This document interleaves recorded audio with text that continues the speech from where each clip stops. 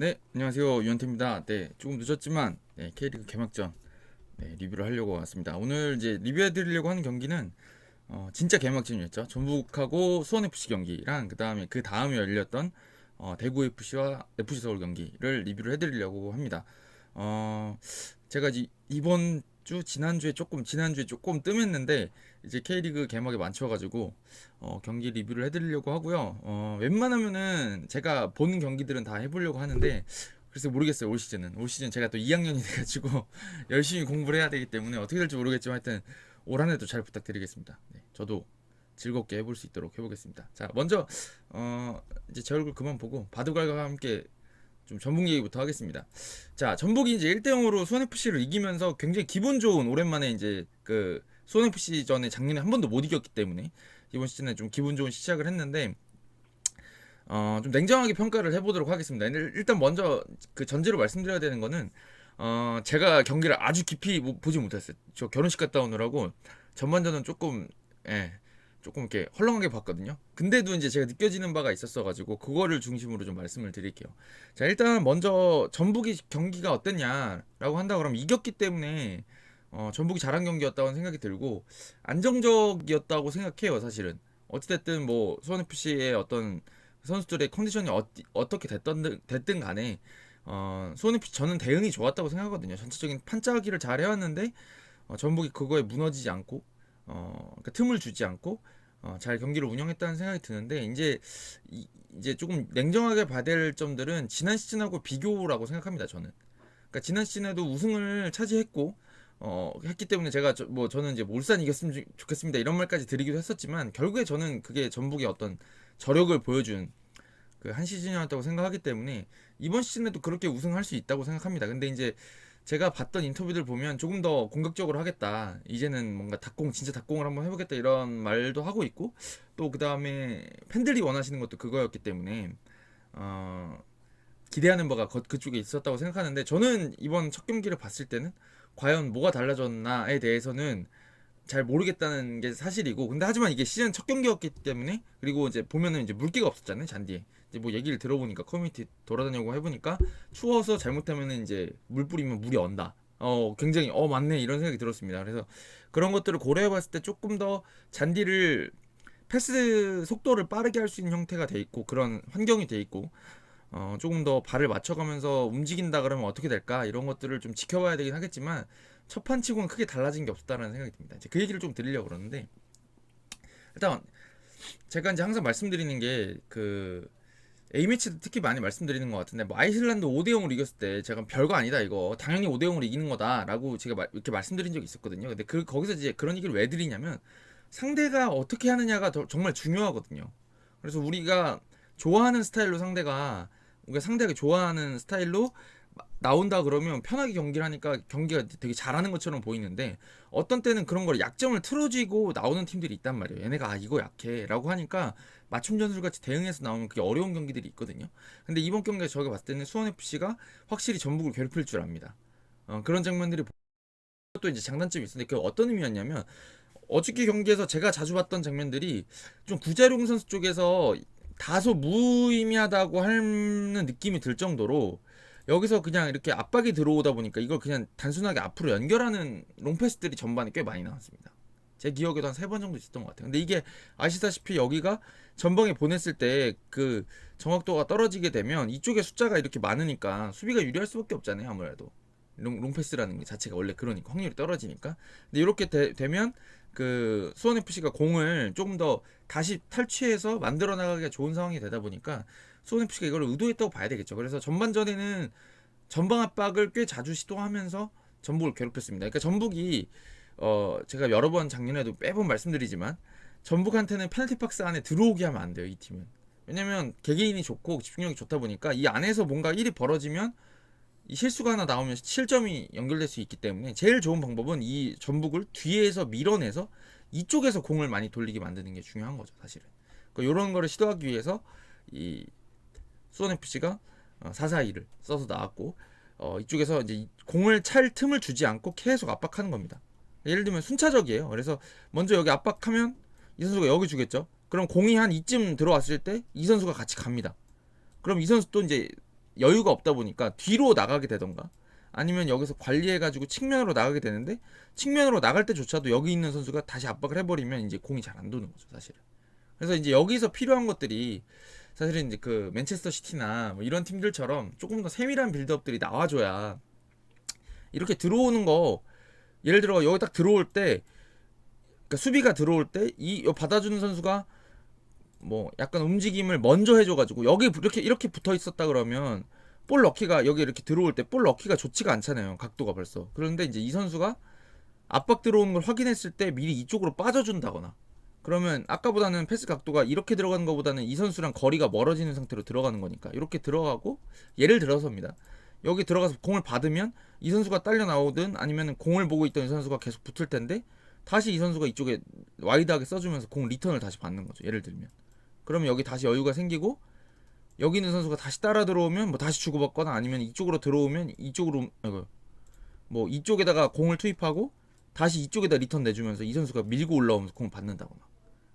그러니까 이게 원터치로 돌아가는 것들을 생각하시면 돼요. 이런 식으로 공 돌리는 게 굉장히 압박을 풀어내는 좋은 장면들인데 이런 게 나왔느냐라고 한다 그러면 사실은 전북이 그렇게 잘 나오진 않았던 것 같아요. 그러니까 이제 백승호 선수나 류재문 선수 쪽에 공이 들어갔을 때 뭔가 안정적으로 받는다는 느낌보다는 받아서 다시 연결해주고 뒤로 연결해주고 다시 돌리고 다시 연결해주고 돌리고 하다가 많이 밀리게 되면 롱킥이 나오게 되는 거죠. 근데 이게 지금 지난 시즌에도 보면은 전북이 조금 고전하는 흐름에서 많이 나왔던 거기 때문에 저는 이렇게 특별한 문제라고 생각은 하지 않지만 그렇다 그래가지고 개선이 됐다고 보기도 어렵지 않나 라는 생각이 좀 들었습니다. 근데 그럼에도 불구하고 제가 이제 경기 보면서도 말씀드렸던 제 친구들하고 얘기했던 건데 저렇게 수원FC처럼 압박하면 후반 중반 지나가면 힘 떨어질 텐데 어떻게 할까라고 했더니 이제 그 이후에 이제 교체 카드들을 쓰면서 변화도 주고 중앙 수비수도 한 명 늘리고 그 김동우 선수랑 수비적인 선수들을 쓰고 그렇게 하면서 바꾸기도 하고 좀 내려서는 형태로 후반전에는 좀 가게 됐죠. 네.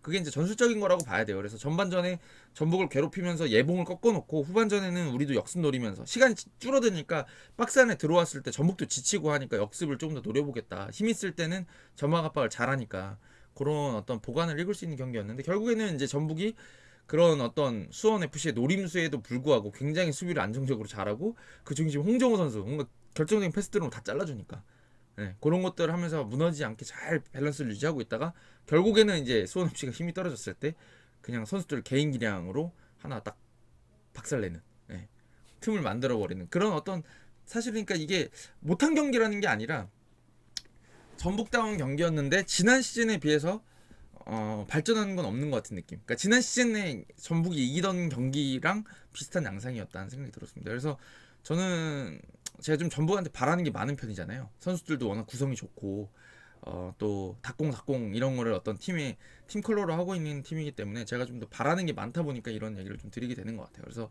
좀 더 아기자기한 맛도 보여주면서 또 선이 굵은 것도 잘하는 팀이 되면 더 좋겠다라는 마음은 항상 가지고 있습니다. 어떻게 보면은 애정이 어려 있기 때문에 오랜 제가 나름대로 담당 구단 했었기 때문에 그런 것 같아요. 네. 그런 어떤 생각이 들었고 근데 이제 몇 가지 장치들은 보였어요 사실은. 그러니까 예를 들면 장치들이라는 게 뭐냐면 그 선수 배치를 좀 바꿨더라고요. 그러니까 김진우 선수가 이제 굉장히 공격적으로 잘하고 있으니까 이쪽을 이제 김진우 선수한테 많이 올려 붙여서 송민규 선수랑 둘이 대표팀에서 같이 움직이고 하니까 이쪽을 이렇게 해서 이쪽 왼쪽을 허물 수 있는 기회를 많이 만들어 놓고 이쪽에 빠져나간 공간은 자연스럽게 미드필더 선수들이 이쪽으로 많이 빠지더라고요. 그죠? 백승호 선수가 빠지기도 하고 쿠니모토가 빠지기도 하고 해서 이쪽 뒤쪽을 받치면서 이쪽으로 이렇게 빌드업 할 때는 이런 식으로 빌드업을 이렇게 김진우 선수가 여기 이런 식으로 해가지고 요 세 명이 배치되고 여기서 이제 투닥투닥 만들어가는 형태를 만들어놨는데 형태를 짠 건 좋아요. 틀을 짠 건 좋은데 여기서 이제 디테일하게 좀 더 만들어가는 장면들을 조금 더 약속된 것들 약속된다는 게 무슨 뭐 이렇게 1, 2, 3, 4 이렇게 움직여 이런 게 아니라 이 선수들끼리 발이 더 맞고 아기자기하게 원터치로 돌아갈 수 있는 장면들이 많이 나오면 좋을 것 같아요. 근데 이게 어떻게 보면 좀 지도자 스타일인 것 같기도 한데 조금 더 이걸 좀 세밀하게 하자라고 하는 지도자가 있는가 하면 너희가 잘하니까 만들어보자 하고 하는 지도자들도 있으신 것 같거든요. 그래서 이제 그런 후자 쪽의 지도자들은 시간이 좀 더 필요하기 때문에 그런 면에서는 이 첫술에 배부를 수 없다는 느낌을 많이 받았던 것 같습니다. 장치들은 있었는데 디테일하진 않았던 것 같다. 이렇게 평가를 드리면 될 것 같고 전북은 올해도 뭐 어떤 축구를 할지 알 것 같고요. 근데 이제 여기에 이제 조금 더 그 디테일한 맛을 더할 수 있느냐가 관건이 되지 않을까라는 생각이 듭니다. 여전히. 네. 그렇게 정리를 드리면 될 것 같습니다. 근데 선수 개개인들이 좋아서 사실은 그냥 한 6, 70분까지 반반 끌고 가다가 그 나머지 20분, 30분에 무너뜨리는 경기들이 많이 나오지 않을까 싶어요. 네. 문선민 선수 들어오니까 벌써 달라지죠. 나가고 들어온 선수 보면 얘네는 왜 자꾸 주전 빼고 주전 넣냐 이런 느낌이 들어가지고 그게 장점인 것 같습니다. 자, 그리고 네, 이 정도 정리 드리면 될 것 같아요.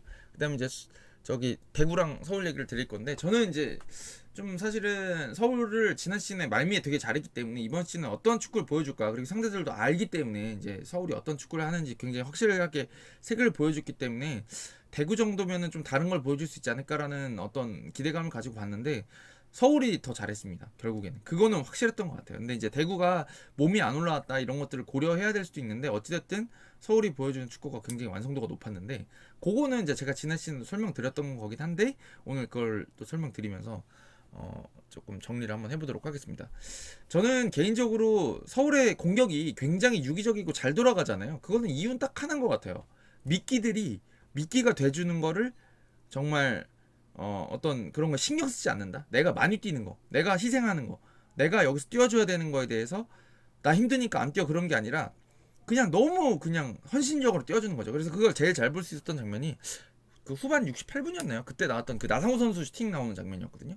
그때 나상호 선수가 왼쪽 측면에 있다가 중앙으로 이동하면서 슈팅 때리고 그걸 아마 조용 선수가 그 장면이었나? 그게 한 두 번인가 나왔어요. 비슷한 장면들이 그 조용 선수가 빈 골대에 못 넣은 장면이 있었잖아요. 그렇게 두 번 나왔는데 거기서 잘 보시면 우리가 생각하는 건 나상호 드립을 죽인다 이렇게 생각하잖아요. 근데 그게 아니라 나상호 선수 드립을 하는데 왜 죽이게 그런 드립을 할 수 있냐면 잘 생각해 보세요. 예전에 잘 안 될 때 나성호 선수 여기서 드리블 칠 때 왜 안 되냐면 3백 싸운 팀들은 특히나 힘들었던 게 여기서 이제 드리블을 치고 들어가야 되는데 커버 치는 얘를 떨구지를 못하는 거야. 얘가 뒤에 기다리고 있으니까 드리블이 얼마나 부담스럽겠어요. 여기서 축구해보신 남분들 알잖아요. 내가 얘랑 1대1 치고 오려고 하는데 뒤에 커버 치는 놈이 있으니까 얼마나 부담스러워요. 근데 이거를 떨어뜨려낼 수 있는 방법이 얘 혼자 떨어뜨리는 건 힘들죠. 근데 여기서 어떻게 가냐면 고유한 선수가 자꾸 여기를 가줘요. 그죠? 가다 보면 얘가 따라오는 것도 있지만 얘가 여기까지 와버리면 이 선수가 여기까지 따라올 수는 없거든요. 따라올 수도 있지. 하지만 이쪽 이렇게 돼서 이쪽에 들어가게 되면 여기 있는 선수들이 묶이게 되잖아요. 그러니까 이 공간이 난단 말이에요. 이해되시죠? 여기 있는 선수가 끌고 지나가면서 이쪽을 이렇게 묶어버리니까 일로 들어가는 거면 공간이 나는 거예요. 이거에 계속 당해. 모든 팀들이. 근데 이게 이 선수가 간다 그래서 안 쫓아가면 어떻게 되냐. 이게 중요하죠. 안 쫓아간다. 너 가네? 너 또 믿게 하려고 그러지? 안 가? 하면 어떻게 가냐면 여기서 여기도 줘버리는 거죠. 패스를. 그러니까 이것도 많이 나왔잖아요. 고현 선수 쪽으로 빠지는 장면도. 그래서 이쪽에다가 안 패스가 들어갔다? 그래서 이렇게 딸려 들어가면 벌써 크로스 각이 딱 나버리잖아요. 그러니까 요거를 그러니까 양쪽에 이지선다를 거는 거예요. 따라와? 그러면은 나 중앙으로 칠 거야. 하고 안 따라와? 그럼 나 저기 앞에 주는 패스 줄 거야. 이걸 계속 거는 거죠. 근데 그럴래 그러면 전제 조건이 뭐다? 여기는 미드필더들이 계속 뛰어야 된다. 팔루세비치나 고요한이 뛰어야 된다. 는 걸 굉장히 많이 보여주는 장면이었고 그게 이제 득점 장면에서 나왔던 것 같아요. 득점 장면에서도 그 첫 골 장면에 조용 선수가 골 난 장면에서 보면 그 패스를 그 윤종규 선수가 밟아주기 전에 보면 나상호 선수가 앞으로 뛰어주거든요. 골대 앞쪽으로. 그러니까 수비수들이 다 중앙에 모여 있어요. 그래서 조용 선수를 막지를 못합니다. 그러니까 수비진이 흔들려요. 자꾸 뛰는 선수들 때문에. 그게 장점인 것 같고 근데 이제 이렇게 하는 거를 다른 팀들이 알잖아요. 아는데도 왜 당하냐고 생각하냐면 저는 그러니까 두 번째 골 장면도 마찬가지고 첫 번째 골 장면도 결국에는 전방 압박에서 나왔거든요. 공을 끊어낸 다음에 쇼카운터를 치면서 골을 넣는 장면이었는데 결국 그거는 이 서울이 가지고 있는 이렇게 많이 뛰는 축구의 연장선에 있습니다. 공격도 많이 뛰면서 전개하지만 이렇게 공간에다가 뛰고 막 여기다 뛰고 침투하고 위치 바꾸고 하다 보면 공이 끊어지잖아요. 그 공이 끊어졌을 때 이 모든 앞에 있는 선수들이 다 여기 이제 윤종규 올라와 있는 윤종규 그다음에 이태석 선수 기성용까지 다 포함해가지고 여기서 앞에서 싸움을 걸어버리니까 여기 나오기가 쉽지가 않은 거죠. 그래서 대구는 사실은 세징야 쪽에 볼이 들어갔을 때 세징야가 공을 다루고 풀어 나오면서 뭔가 나오는데 세징야한테까지 또 공이 잘 안 들어가게 해버리는 거죠.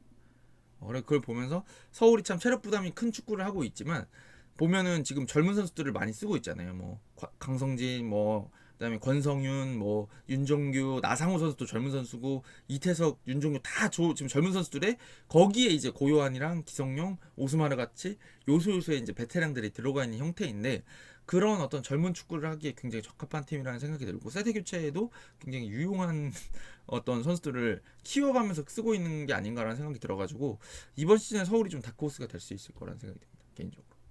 그래서 되게 재밌게 봤고요. 그다음에 대구는 조금 더 선수들 몸 상태가 좀 올라와야 될 것 같고 좀 무거웠던 것 같아요.